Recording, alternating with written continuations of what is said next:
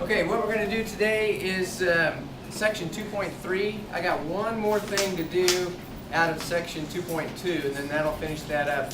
And then we'll do 2.3, and we should be able to get all the way through that. So what I'm going to do first is I'm going to pull back up the slide presentation that I had last time, which used your data and did all those figures and things off of the class data. So let me pull that up first.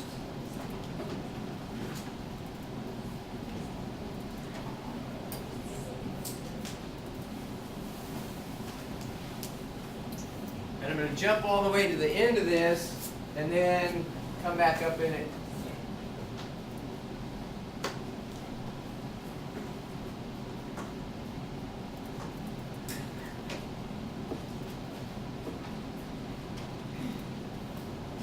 We got through, I think, everything except for time plots. So this is what's known as a time plot. And a time plot is data that's been collected sequentially through time in some way or another. And like this is across years for 100 and some years, but it could be, you take, vital signs on a patient every 30 minutes for 6 hours or something like that. Well, that's a time series, and you would plot a time series with a time plot. So what you're looking for in a time plot is a trend. Is there a trend in this time plot?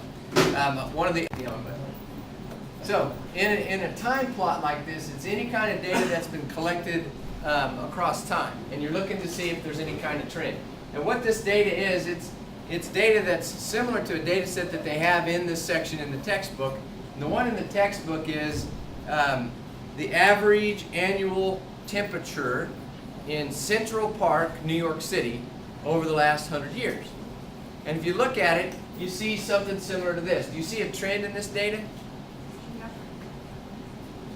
Yeah, I see a trend. I see it kind of starts here and it works its way up slowly to the right. And it looks fairly constant. It looks pretty linear as we go across time. But when you learn to think statistically about things, one of the things that I hope you get out of this semester is thinking of, are there other variables that could explain what I'm seeing? Right? Now, you look at this, does this seem like it's evidence of global warming? Temperature's going up, isn't it? Temperature's going up. But with the New York City data, I thought, well, yeah, that may not be global warming, though. It's because, it possibly be because, over the last 100 years, New York City has become a huge metropolitan area, very urban, very industrial, and big urban areas tend to trap heat, right? So I thought, well, let me see if I can find some data in Kansas. So I found this data out on the web, Lawrence, Kansas, from 1857 to 2002. And you see the same thing. You see a trend of slowly warming temperatures. Well, notice that in the time plot there's a lot of fluctuation, but there's kind of a band. And that band does seem to go up, right? Lawrence has grown since then too. Right, Lawrence has grown, but Lawrence only, the population of Lawrence now? Is that counting university students? Yeah, not counting university students. I think it's between 50 and 70,000 people in Lawrence. Topeka has 200,000, so put it in perspective there. So it's not what I would call a major urban area, right? And it's not going to have the same issues with heat that New York City would. It might have some, but this was the only Kansas data I could find that went back this far. But the band is increasing, but there's a lot of variability. So again, one of the things I hope you get out of this class is don't make decisions based on a sample of size 1, right? Global warming has been a little bit controversial, although nowadays, as opposed to maybe 5 years ago, I think most people are convinced that, yeah, we definitely are increasing, and humans do seem to be the cause of that. But you have a question? Yeah, but wouldn't you take into effect in the 1930s and 40s, there's that huge spike during the Dust Bowl? Yep, you see that right here? See, it went up and it kind of stayed up there, and then it kind of came back down, and then it's going back up, right? That's exactly right. So there's some cyclical things that go on there, and that's what people who don't believe that there is global warming to say, well, it's all natural cycles, right? It's all natural cycles.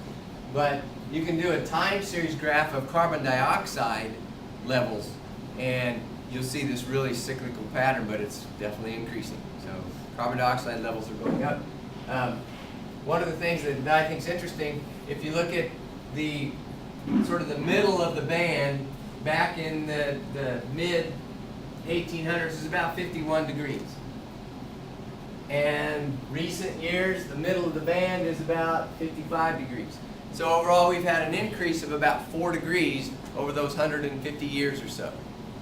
Doesn't seem like a lot, but 4 degrees is actually enough to affect glaciers and you know, the polar cap, ice melt, and all that kind of stuff.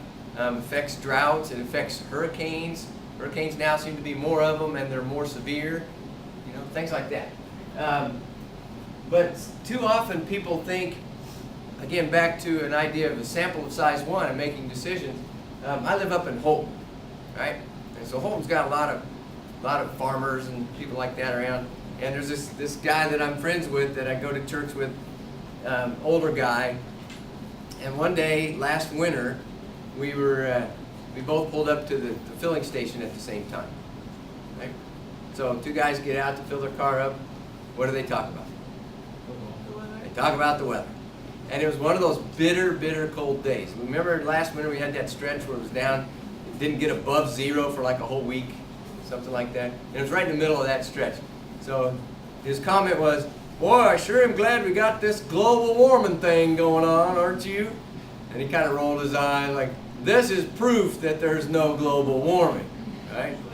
Well, but you gotta realize that even very recently, the coldest year was colder than the hottest year back in the 1800s. So there's overlap, right? So it's going to fluctuate a lot from year to year, but what you have to look at is the general trend, and it definitely is going up. There definitely is some increase there. So that's what a time plot is. There's not a whole lot on the homework sets about time plots, but they might give you a set of data and say which of these plots is the one that matches the data, or ask you questions about trend and things like that in the data. Okay, so that's time plots. Any question about time plots? All right, then let's go back up to the beginning of this, near the beginning, and let's talk about, well, we'll start. This is the histogram that had the outlier of 8 in it. And then this was the histogram with that removed. And I'm going to start there. Today's section is 2.3. And section 2.3 is about measures of center of a distribution. Okay? So measures of center. The idea of center is almost a bit of a misnomer. Sometimes that applies.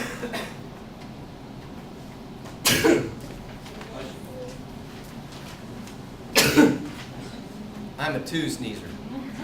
Right?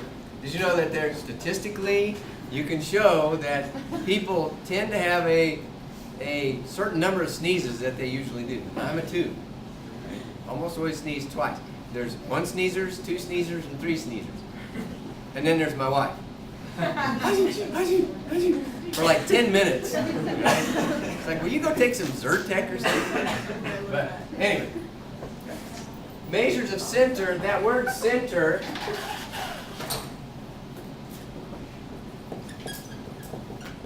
is kind of used here synonymously with typical. Okay? So you have to think, well, what do you mean by center? The lowest pulse was 40, the highest pulse was 104, and the middle of those 2 numbers, that's the center. Well, that's not what we mean. What we mean by the measure of center is kind of the typical pulse. What is the typical pulse?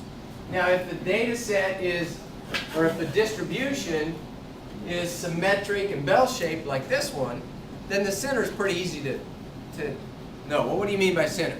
Well, I mean typical, and it looks like it's at around 72 beats a minute. If we look at the summary statistics from that, you see that the mean is 71.677. So the mean is a measure of center.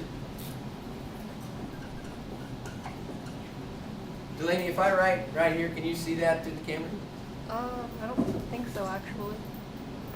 No, No, oh, you don't have to move it. I'll Okay. just move me. So, there's barely any room up there. so let's talk about mean. And I'm going to dim the thing for a second.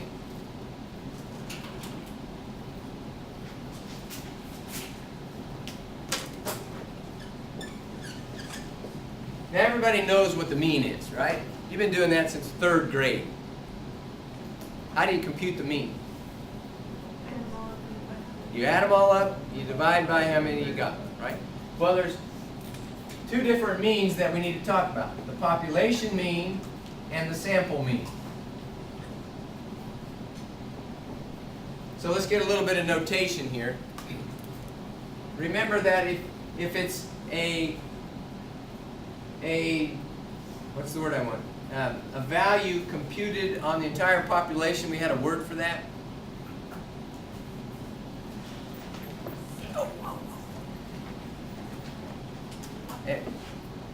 If it's from the population, it's called a, no. If it's from a sample, it's called a statistic, right? So what is it if it's from the population? Parameter, good. So this is some notation. The parameter for population mean, we denote with a Greek letter mu. Okay? That's the lowercase mu. I don't know if you know that much about Greek letters, but they have uppercase and lowercase just like we do. The lowercase mu looks like this. The capital one looks like an M, basically. Then for a sample, the notation we'll use is x with a bar over it. Now, it doesn't have to be an x. It's whatever variable you're doing. But I may say, let's let x denote a person's pulse. And let's let y denote a person's height. So I might say, well, the average pulse is x bar. The average height is y bar. It's the bar part that tells you it's a mean. Okay, so that's the notation. Okay? Now, we said to compute the mean, you add them all up and you divide by how many you added. So how do you write that mathematically? Like this. X bar is equal to that. Ooh, another Greek letter. Sigma. That's the Greek, the capital sigma. And in mathematics, that simply means sum. Or summation. So all that says is exactly what you guys said. Add them all up and divide by how many you added. Remember what n is? We gave that notation last time. That's sample size, right? So that's how many you added up.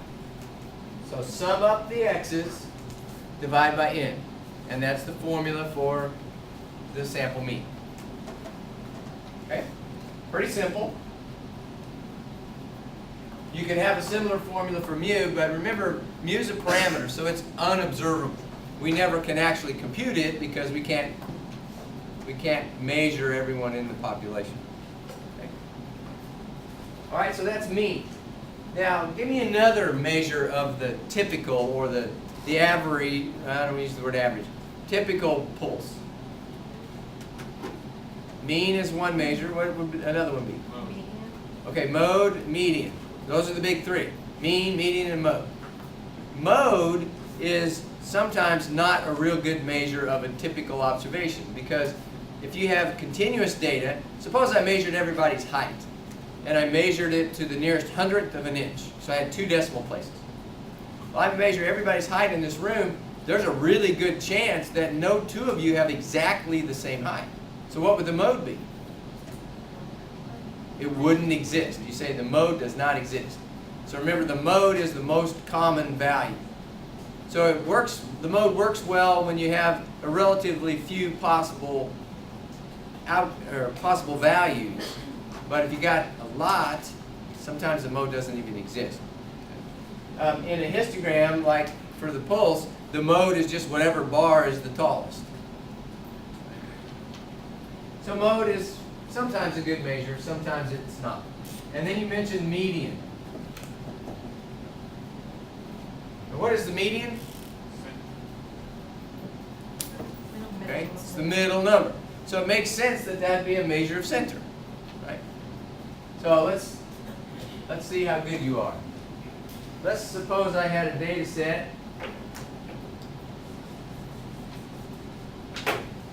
like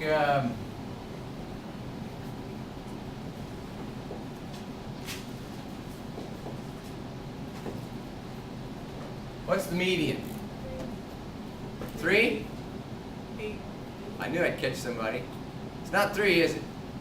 3 is the middle number, but you got to do what first? Put them in order. You got to put them in order. So you got to go 1, 3, 8, 10, and 12. Put them in order first, then it's the middle number. So the median is 8. Now, somebody compute the mean of these numbers for me.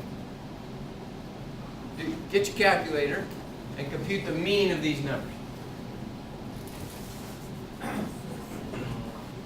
Looks like they add up to 34.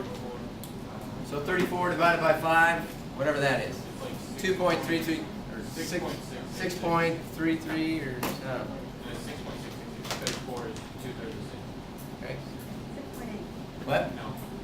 34 divided by 5, 6.8. How much? 6.8. 6.8. So the mean is 6.8. Okay? I knew that. I was just seeing if you guys could do it. Okay? So the median is pretty easy when you have a small data set and an odd number of observations.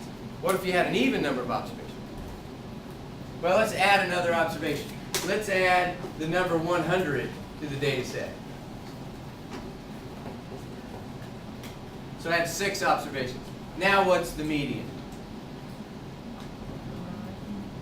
Well, you don't have a middle number anymore. You have middle 2 numbers. All right? So what do? You average them. So the average of those 2 is 9. See how I used 2 numbers that were easy to average in my head? So the median changed. When I added that observation, it changed from 8 to 9. Now compute the mean. 26.8. How much? 26.8. 26.8? So it went from 6.8 to 26.8. Somebody check that, because that number's... Isn't it? It's 134 divided by 6? No, I did 5. Yo, you still did 5. Yeah, the sample size went up by 1. So it's not 26.8. What? 22.33. 22.33. Okay? So you notice what happened here? I added 1 observation to the data set. The median changed, but it didn't change very much. The mean changed a huge amount. It went from 6.8 to 22.3. Why does the mean change so much when the median doesn't? You have to add 100 Because it's a, what's this number called? outlier. An outlier. I added an outlier. Well, the mean is very susceptible to outliers. It's highly affected by outliers. Right? The median is what we say is resistant to outliers. So, let me write it this way. Median is resistant to outliers.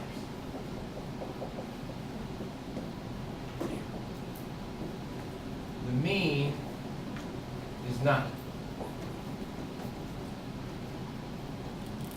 So what does that tell you about which of those two statistics you should use to describe your data if you've got outliers in the data?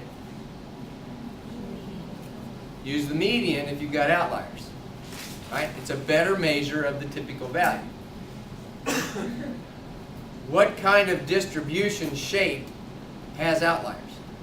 Symmetric and bell-shaped or skewed? Skewed. So if you've got skewed data, then you really should be reporting the median, not the mean. Let me tell you a little story.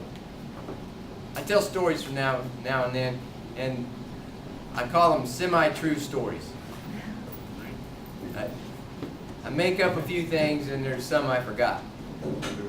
And the things that I forgot in this story are the things that aren't critical to the idea. So even though the numbers are probably right, most of the facts are close, right? Back in 1985, at, I believe the university is correct, but I think it was Virginia Tech University, the Department of Communications published a little brochure that they would use to hand out to prospective students. It's kind of like a recruiting thing. If you go over here to the math office, we have a pamphlet like that. Why study math at Washburn?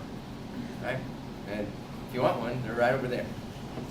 And they're used to try to, recruit people to major in that.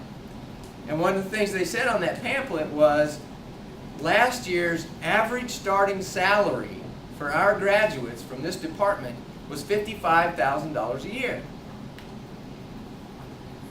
That didn't sound too bad, does it? You got to remember, that was 1985. That was 25 years ago. The average starting salary for a bachelor's degree, fresh out of college, in communications. Now I'm not dissing communications, but it's not actuarial science. Right? The starting salary isn't as high. And $55,000. Engineers don't start at that, even today. Well, it's an example of telling the truth, but not the whole truth. Graduating in 1984 from that department with a degree in communications was a guy named Ralph Sampson. Anybody recognize that name? The next year, he started in the NBA for the Seattle Supersonics. Now again, the facts I might have wrong. It might have been a different team. But anyway, he was an NBA player with a $2 million salary. So you take the 20 people that graduated that year, and you throw in a $2 million salary, guess what happens to the mean? It gets pulled up towards the outlier. So it goes up to $55,000 a year. If they had reported the median instead of the mean, it would have been down around where the typical value was, which would have been around $30,000. The truth, but not the whole truth. Right? There's actually a book published called How to Lie with Statistics. That's how to do it. That's one way to do it. There's many. Okay? So, there'll be some questions about statistics and whether they are resistant to outliers. Median is the first one we talked about, but we'll talk about lots of others. Median is resistant, the mean is not.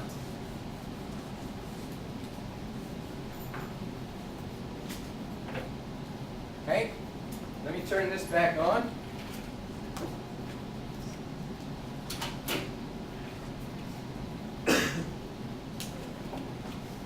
And there is our histogram of male heights. And did we have any outliers in this data? Yeah, courtesy of Logan, right? In this case, the outliers are actual real values. We had a 7-foot tall person and an 81-inch, that's 6'9", right? 6'9". When did these guys come from you too? I think one of them did. Okay, so one of the 80s. Actually, it looks like there's 3 80s. Anybody else turn in an 80? Looks like two. Oh, you're right, it is just 2. No, that's percent. So it's 2% of almost 400. So that's about 4 guys. So Anyway, there's some outliers in here. Without those outliers, this thing looks pretty darn symmetric.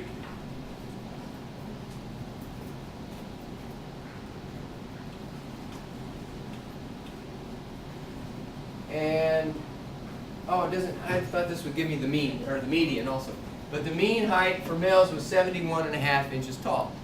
And I said, I think I mentioned before that mean over the years has been slowly increasing. But that's about an inch taller than it is in most semesters. Most semesters it's about 70.5, but courtesy of getting a few near 7 foot, it's pulled the mean up a little bit.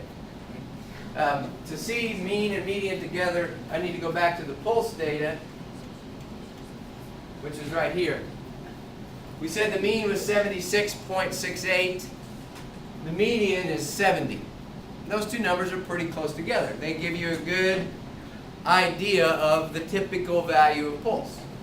Right? Knowing one versus knowing the other doesn't change your idea very much. Right? Remember the age distribution? What did the age distribution look like? Okay, it was a little bit bimodal, but heavily skewed to the right. So this is heavily skewed data to the right with a secondary hump, so it's bimodal data. Tell me where the mean and the median are for this data.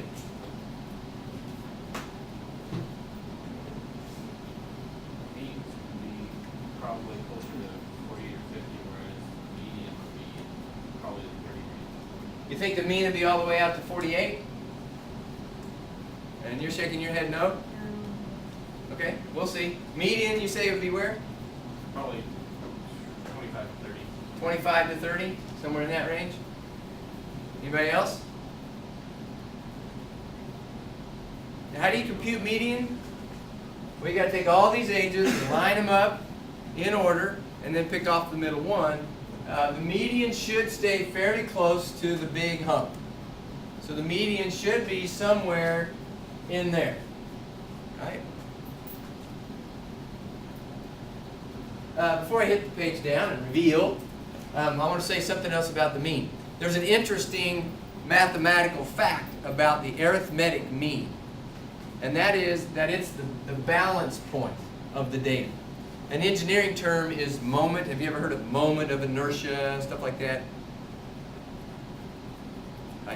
I guess by the deer in the headlight look that no, you haven't taken any engineering classes or any physics classes, but those are, that word moment, here's what a moment is.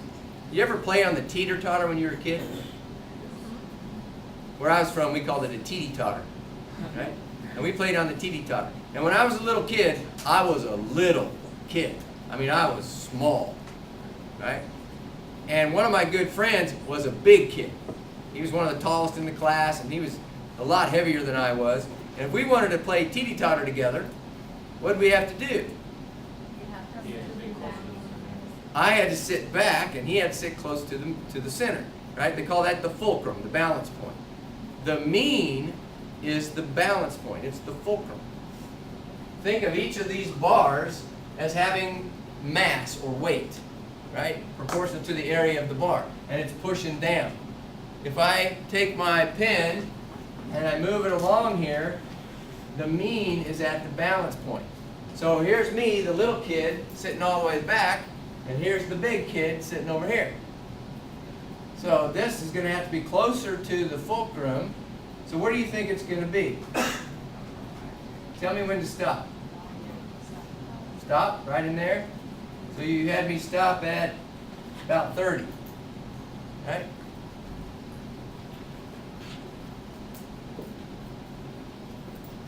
There's the mean, 29.2. Good guess, right?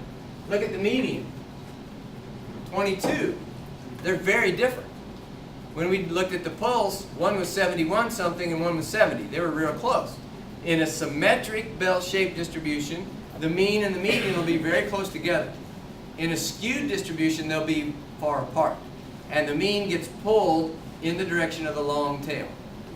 So without ever showing you that histogram, I could put out a test question those summary statistics and ask you, do you think this is a symmetric and bell-shaped distribution or a skewed distribution? And if you think it's skewed, which direction would it be skewed? And you'd look at that mean and the median and go, wow, those are very different. And the mean is bigger than the median, it must be skewed to the right. Because the mean got pulled away from the median out in that direction. So you can look at just these numbers and know, oh, this is skewed to the right distribution. Okay?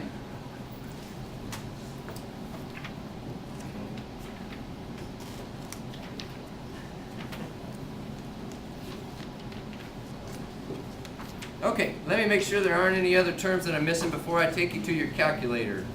We're going to do some calculator stuff today. Oh, I was going to mention on the age distribution,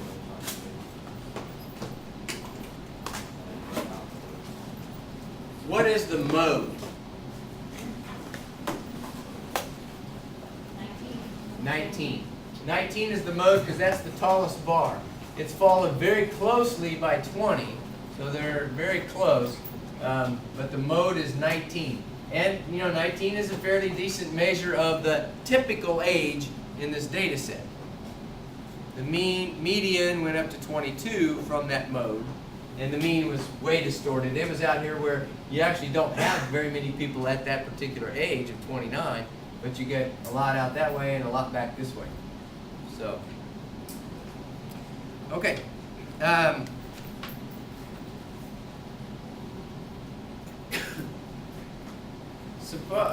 Grab your calculators. Everybody get your calculator out. And I just recently found out that on this computer is a piece of software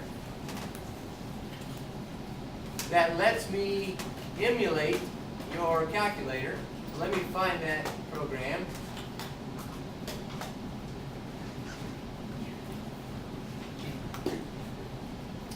It's called the TI SmartView, and what it's going to pull up is a picture of the TI-84, and then let me push the buttons, and it'll show on the screen exactly what you see on your screen.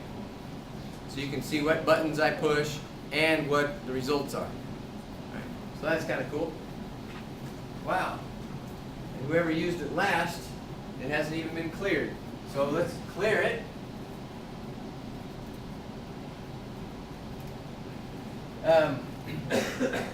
I'm not sure, this says graph, so I think they're saying well, maybe that's not big enough, so they give you a bigger graph window here, but we're not going to do anything with that right now. What I want to do is the data that I erased, this darn screen, it's either all the way up or you can't just put it somewhere other than right there. Well, we'll do that. Hopefully that'll be enough. The data that we had for the little sample of size 6 a minute ago, tell me if I got this right. It was 1, 3, 8, 10, 12, and 100. Okay.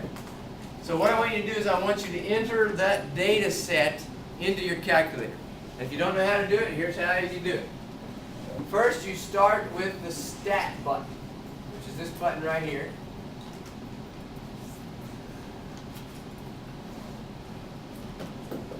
And then up pops this menu, Edit, Calc, and Test.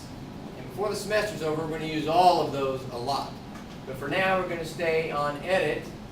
And the first, number 1, is Edit, and it's already highlighted. It's darkened, which means the cursor is on that. If you arrow up and down with using these arrow buttons, you can pick different menu items. But we want Edit right now. So just press Enter while the Edit is highlighted, and it takes you into the list editor. Now, have we done anything with list editors yet in this class? Okay. So I've got some old data in there. So I need to delete that out. So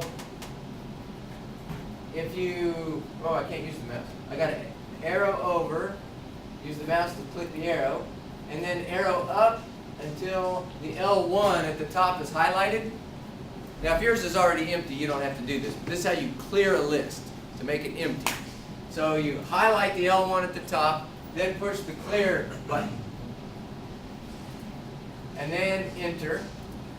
and it'll clear that list out.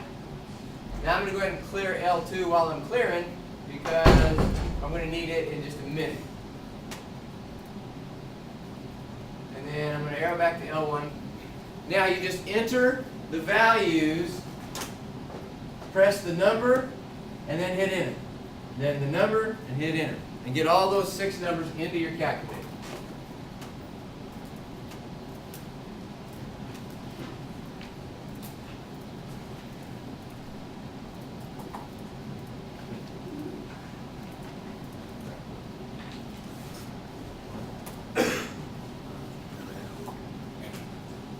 One, 3, 8, 10, 12, and 100. Okay, everybody there? Now to produce the summary statistics, mean, median, standard deviation, which we'll talk about next time, and several others, push the stat button again, which, let me lower this down. Stat button right there. And this time, go over to the calc menu. Try to click what I want. So if you arrow over to calc, you get another set of choices. And the top one is already highlighted, that's the one we want. It says 1 var stats, and that's short for one variable statistics.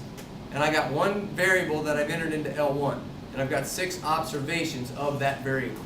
So press enter, and then it puts it on your screen with a blinking cursor. The blinking cursor says it's wanting you to enter something else. So what it wants here is the list that you put the data in. Question? Alright, how did you get to the previous? I pushed the stat button, and this is actually my key press history. So if you get lost, press stat, arrowed over to calc, and then just pressed enter. Got it? Okay. Now the L1's kind of hard to see on this screen here, but on your calculator, if you're looking at your calculator, there should be either a blue or a yellow L1 right above the 1 button. So when you have a colored thing above a button, that means you push the second function button first, then you push that one. So press second function and then the number 1, and it'll put L1 into your screen up there. Then press enter.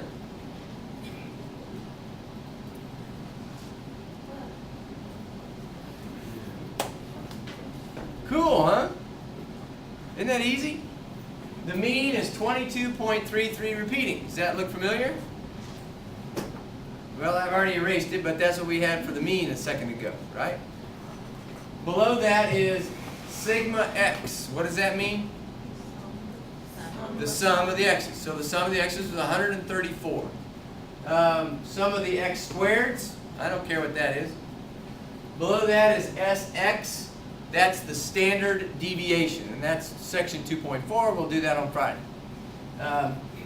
Then down at the bottom it says n equals 6. What is that? Sample size. So there were 6 observations. And there's an arrow right by that. That arrow tells you, hey, there's more. Arrow down, you'll see the rest. What were the, I know you said what we're doing with it, the excess and the one below it. Okay, 38 That's standard deviation also, but it's population standard deviation. That's what both saying. Yeah, they're both standard deviations. The sigma x we won't use in this class. It's a population value which we'll never know. So if I arrow down, you can actually click it like 5 times to see what's left. And these 5 numbers are known as the 5-number summary. And we'll learn that in section 2.5. But 3 of them are pretty self-explanatory. The top one is the min x. That's the minimum value of the 6. Then the bottom one's the max x. The middle one is med, which is short for median. So that's the median. The other one is Q1, Q3, and that's first quartile, third quartile. We'll learn that later on in the chapter, what those are. Okay? So the median is 9. Remember, that's what we did it by hand. We figured out, well, that was the average of 8 and 10, and we got a 9. Okay? Everybody good with that? All right. Now, let me raise this up again. I'm going to collect a little data from you guys, and we've got one more thing to learn to make our calculator do. suppose I'm interested in the number of siblings that people have. Right? Everybody knows what a sibling is, right? It's not an English class, so hopefully you got that. I'm going to let x equal the number of siblings. And then, by show of hands, we're going to collect some data. What are the possible values for x? 0. You could be an only child and have 0 siblings. Up to, Technically infinity. yeah, whatever the world record is, right? So we'll go a ways and then see if we have to increase it. 0, 1, 2, 3, 4, 5, 6. Okay. By show of hands, how many people in here have 0 siblings? 1, 2. So 2 people are only childs. Is that a word? I don't know. How many people have 1 sibling? 1, 2, 3, 4, 5, 6, 7, 8, 9. So 9 people have 1. 2 siblings. 1, 2, 3, 4, 5. And 3 siblings. 1, 2, 3, 4, 5, 6. 4 siblings. 1. 5 siblings. 0. Anybody more than that? How many you got? 6. You got 6. So and that's the record in this class, right? So it's zeros from here to infinity. Okay? Now, before I do anything else, mentally do a histogram. Tell me the shape of this distribution.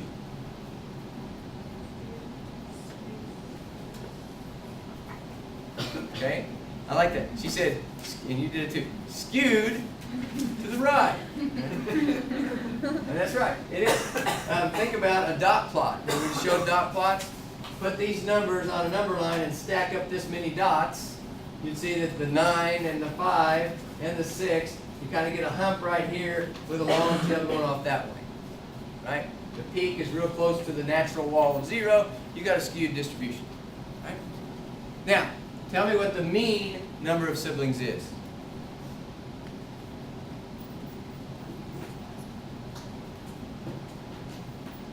I want to know the mean number of siblings in this room. What's the average number of siblings that people have?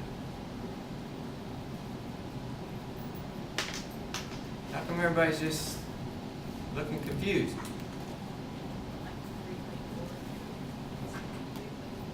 3.4? Remember the balance point I was talking about? What you have is a histogram that looks like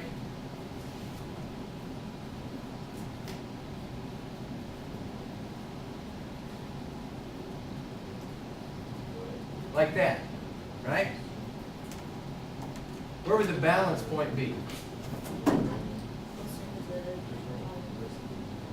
Closer up under here, right? When she said 3.4, look what's happening. A common mistake is just to average these x's and ignore these numbers. But what you need is called a weighted average. These frequencies tell you how many of these x's there are. So if you want to enter this data into a list into your calculator, you don't enter 0, 1, 2, 3, 4, 5, and 6 and hit one of our stats.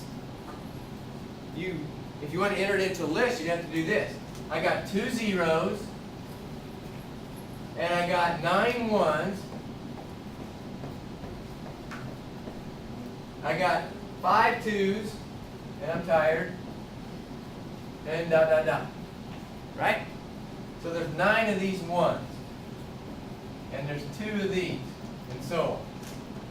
Enter all of that data, then hit one of our stats. Well, you could do it quickly, other than just adding that column of numbers. You could take each value of x and multiply by its frequency. If I take 1 times 9, that's the same as summing up these 9 ones, right?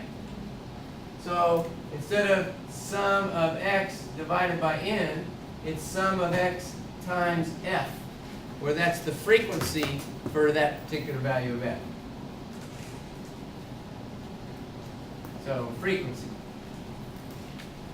So this is the formula of how to compute the x bar from a frequency table. Now your calculator can do this. You can enter a frequency table into the calculator. So let's see how to do that. And I'm about out of time. So I'll just kind of talk you through it. You're going to enter the x values into L1. And you're going to enter these into L2. And then you do 1 var stats L1 comma L2. And what that does is it tells your calculator to take the mean of the values in L1 but weight them according to their frequencies, which are stored in L2. Okay? So if you're in a hurry to get to the next class, feel free to get up and move. I'm going to go ahead and enter that real quick and do it, but it won't offend me if you have to go, because I am out of time. But I'm going to put in the 1.9.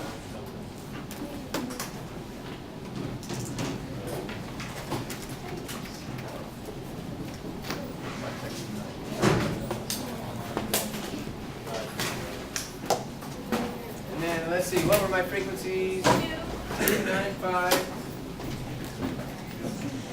And then what? 6101. Okay.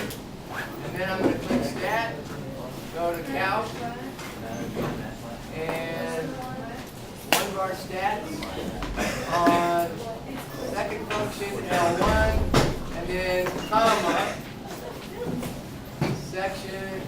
second function L2, and hit enter. And then it tells me the mean is 1.958.